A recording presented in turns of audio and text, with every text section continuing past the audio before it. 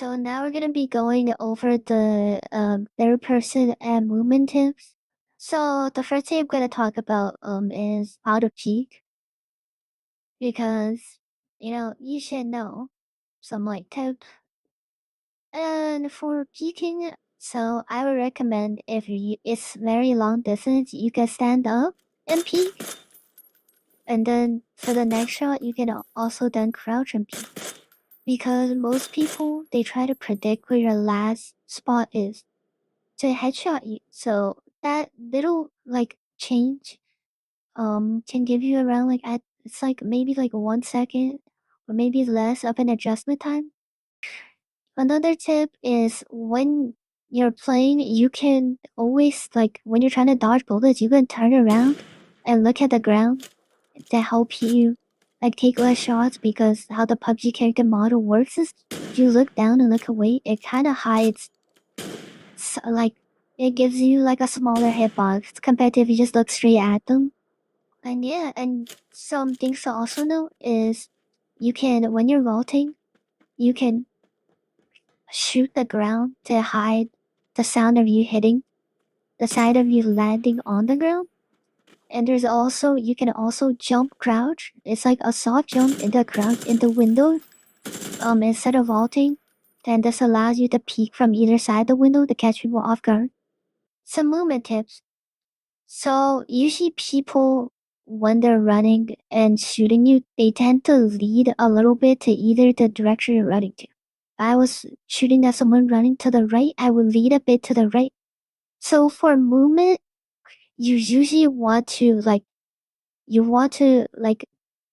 try to break the rhythm because you're gonna be leading. So maybe you want to run right, you want to crouch, stop, run straight, and then run left. You want to break the rhythm. You don't want to run a straight line or in one direction because that makes it really easy to hit because they can lead consistently in one direction. You want to try to break that by like crouching, doing glides, turning left, right, stopping, even sometimes, even running back, right? Not all times you want to be running towards the direction. You want to try to dodge the bullets coming at you. All right. Now we're gonna be talking about, when to crouch, prone, and when to stand up.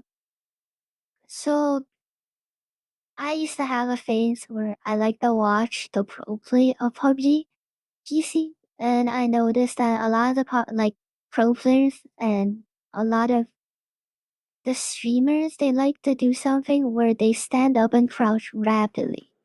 Like if you look at a video of let's say DNF Heaven is one of the Korean pro players.